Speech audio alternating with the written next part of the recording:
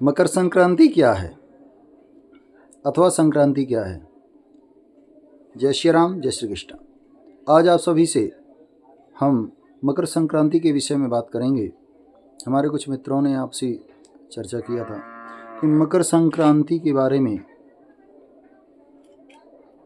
क्या हमें समझना चाहिए, मकर संक्रांति से क्या अभिप्राय है।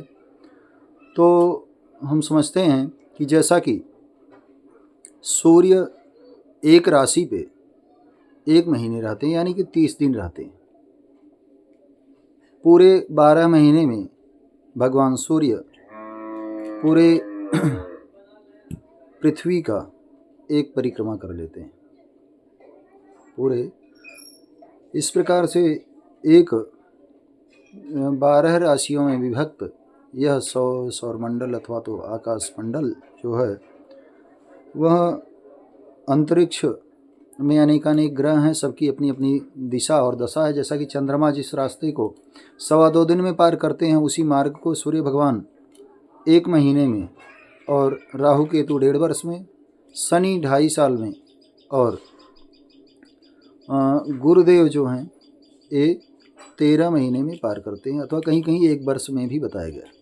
तो इस प्रकार से सूर्य जब एक राशि से दूसरे राशि में प्रवेश करते हैं तो उसको संक्रांति कहा जाता है। उसमें प्रत्येक संक्रांति को इतना महत्व नहीं दिया गया है जितना कि मकर संक्रांति की बात कही गई है। जैसा कि अभी धनु राशि में भगवान सूर्य चल रहे हैं, धनु राशि और जब मीन राशि में जाते हैं, यानी 9 नंबर की राशि और 12 नंबर की राशि में जब भगवान सूर्य चलते हैं, उस समय सामान्यतया खर मास मनाया जाता है। उस समय वैवाहिक कार्यक्रम इत्यादि नहीं मनाया जाता है, उसको खर अथवा उग्र मास के रूप में हम लोग मानते हैं। तो यह जब संक्रांति आज से कुछ ही दिन बाद, 2-3 दिन बाद ही 14 तारीख को, 14 जनवरी को, लगभग 14 तारीख को ही प्रतिवर्ष पड़ता है, 14 या 15 को ही मनाया जाता है। तो मीन राशि से जब धनु राशि से भगवान सूर्य मकर राशि में, यानी 9वीं राशि से 10वीं राशि में भगवान सूर्य प्रवेश करते हैं, उस काल को मकर संक्रांति कहा जाता है। धनु से मकर में प्रवेश करते हैं, उस काल को मकर संक्रांति कहते हैं।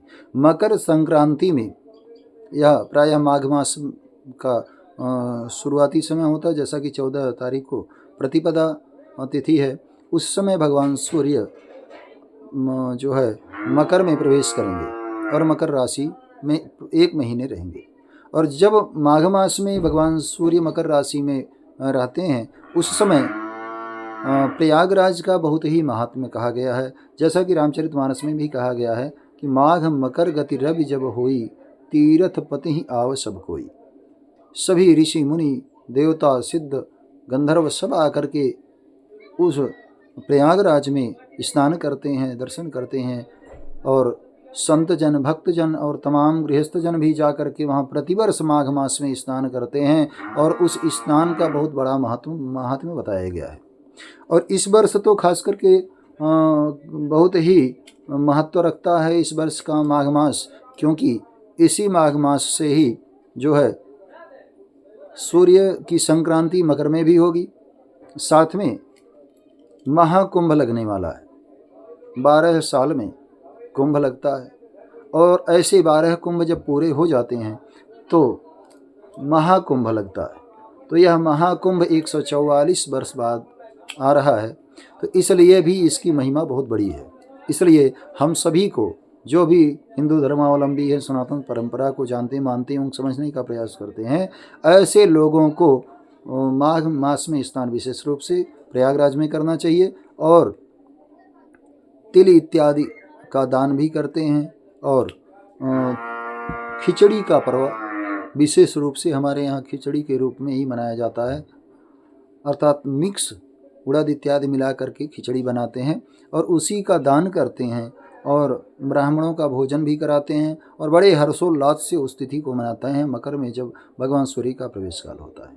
यह जो महाकुंभ माघ मास में लगने वाला है, यह बहुत ही भव्य एवं दिव्य होने वाला है, और सभी अभी से ही आप सभी मीडिया, सोशल मीडिया पे आप देख सकते हैं, और वहाँ जाकर के भी देख सकते हैं। यह बहुत लंबे चौड़े दायरे में हो रहा है, बड़े लंबे चौड़े एरिया में हो रहा है।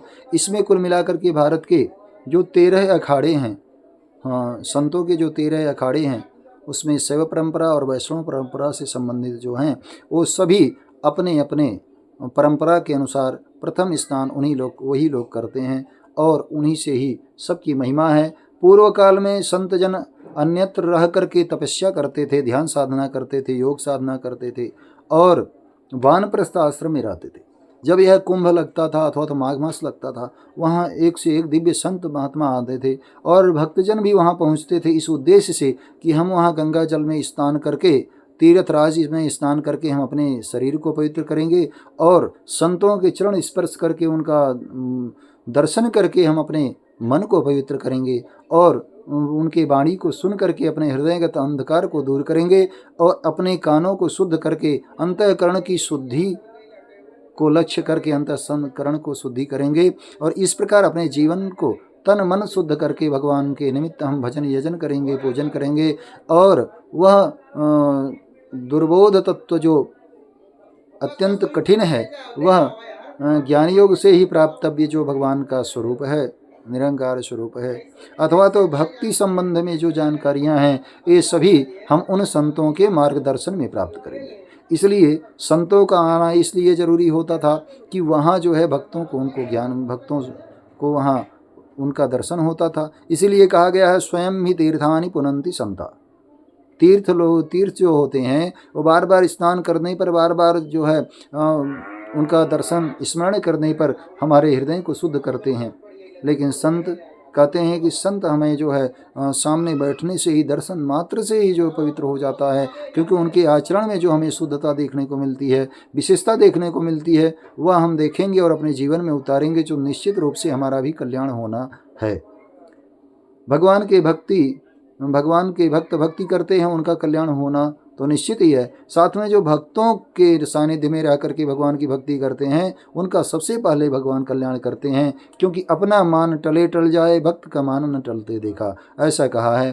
क्योंकि भगवान श्री कृष्ण जी ने, हरि भगवान ने गजराह के उद्धार में यहाँ प्रकट कर दिया है कि भक्तों का उद्धार तो निश्चित ही है, साथ में जो भक्तों के भक्त हुए हैं, अर्थात भगवान के जो सत्संगी हैं, उनका संग करने वालों का तो अति शीघ्र कल्याण होना है।